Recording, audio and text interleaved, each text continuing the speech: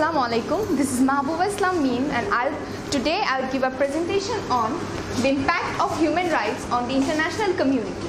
And this is the 10th chapter of the book Human Rights in a Changing World by Antonio Cassese.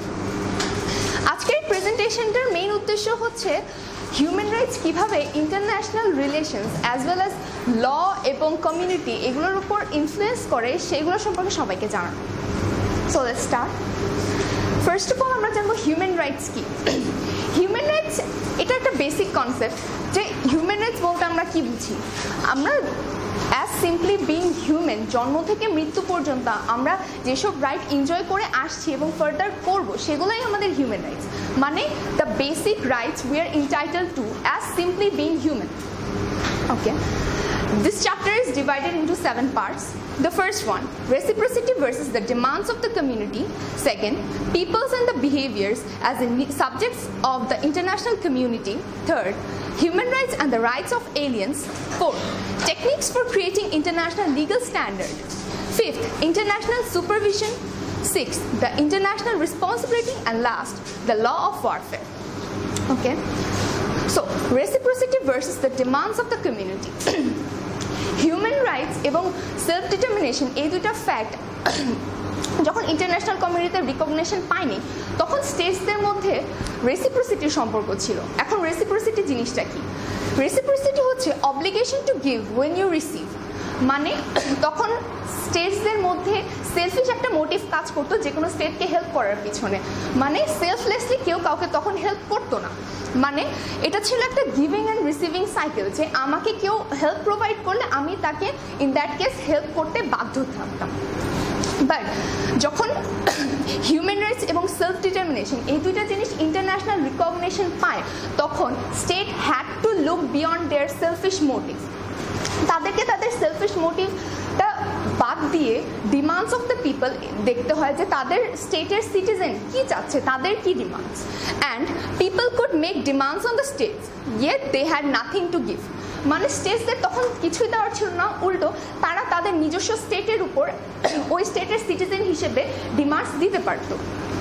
অপ্রেসর states were forced to free subjects peoples, মানে oppressor স্টেটসকে যে oppressed সাবজেক্টগুলো ছিল তাদের স্টেটের তাদেরকে force মানে free করতে force করা হতো। অ্যান্ড নট অনলি দ্যাট, একটা স্টেটস তাদের সিটিজেন অ্যাজ ওয়েল অ্যাজ তাদের ফরেনার্সদের কীভাবে ট্রিট করছে সেটা সম্পর্কেও অন্য দেশকে তাদের প্রুফ প্রোভাইড করতে বাধ্য করা হতো।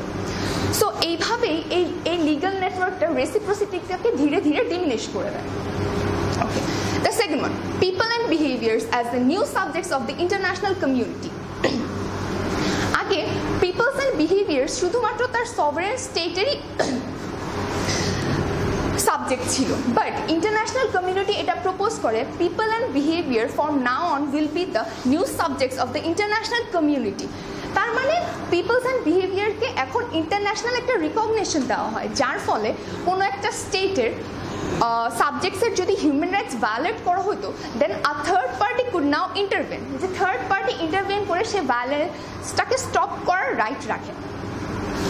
Third one, human rights and the rights of the aliens. আগে এলিয়েন্সরা যখন এক দেশ থেকে আরেক দেশে যে কোনো কারণে ট্রাভেল করতো তখন ট্রেডিশনাল লয়ের আন্ডারে তারা কিছু রাইটস এনজয় করতে পারতো, বাট তখন ইন্টারন্যাশনাল কমিউনিটি প্রপোজ করে যে there should be no term called aliens, মানে এলিয়েন নামে কোনো টার্ম থাকবে না। People whether at home or at abroad, যে কোনো জায়গায় human as a human being সকল হিউম্যান রাইটস এনজয় করার তার পরিপূর্ণ অধিকার আছে। বাট এই প্রপোজালটা ফর সাম রিজন অ্যাকসেপ্ট করতে পারে না সবাই।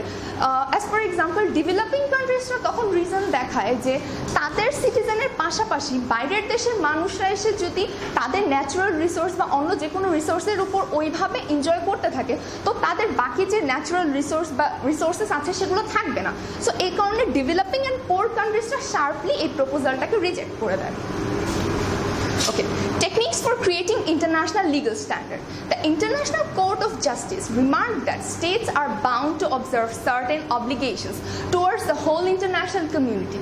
So International Court of Justice এটা মানে প্রপোজ করে যে এমন কিছু অব্লিগেশনস থাকা উচিত যেটার ক্ষেত্রে সকল স্টেটস ইন্টারন্যাশনাল কমিউনিটির জন্য এটা মানতে বাধ্য থাকবে। As for example, prohibiting genocide. So genocide টাকে প্রহিবিট করা সকল স্টেটস এখন মানতে বাধ্য just for the sake of human rights and for international community. The wrongful behavior of others doesn't entitle other to regard its previous obligations are no longer valid for the sake of human rights. তার মানে এখন একটা state যদি wrongful behave করতো অন্য স্টেটের প্রতি, সেই স্টেট ব্যাক রংফুল বিহেভ করতে পারতো না for the sake of human rights.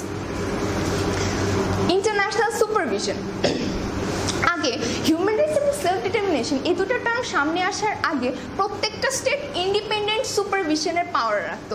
তার মানে প্রত্যেকটা স্টেটের সভারেন স্টেটের আলাদা আলাদা পাওয়ার ছিল, সে তারা ইন্ডিপেন্ডেন্টলি সুপারভাইজ করতে পারতো তাদের সকল সিটিজেনকে। তো এই ক্ষেত্রে কি হতো, প্রত্যেকটা স্টেটের যে স্ট্রং এবং মিডিয়াম সাইজ পাওয়ারগুলো আছে তারা কম্পারেটিভলি পোর সাইজ পাওয়ার থেকে বেশি লাইক সুযোগ সুবিধা ভোগ করতে পারতো। অ্যান্ড আরেকটা ইম্পর্টেন্ট থিং, এখনকার ডোমেস্টিক কোর্টরা যেমন কোর্টের মানে জাজরা যেমন সুবিধা ভোগ করে যে দুইটা কনফ্লিক্টিং পার্টি যদি তাদের কাছে কোনো প্রবলেম নিয়ে আসে, তারা যদি কোনো সলিউশন দেয়, দুটো পার্টি সেটা মানতে বাধ্য থাকে। বাট ওই টাইমে কী ছিল, ডোমেস্টিক কোর্টের জাজরা যদি কোনো সলিউশন দিত, দুইটা কনফ্লিক্টিং পার্টি আগে দেখতো যে তাদের পছন্দ হচ্ছে কিনা বা তাদের ফেভারে যাচ্ছে কিনা। দুইটা পার্টির একটা পার্টিরও যদি পছন্দ না হতো তো তারা এটা শার্পলি রিজেক্ট করে দিত। So there was an urgent need for international rules where third party will also implement and interfere.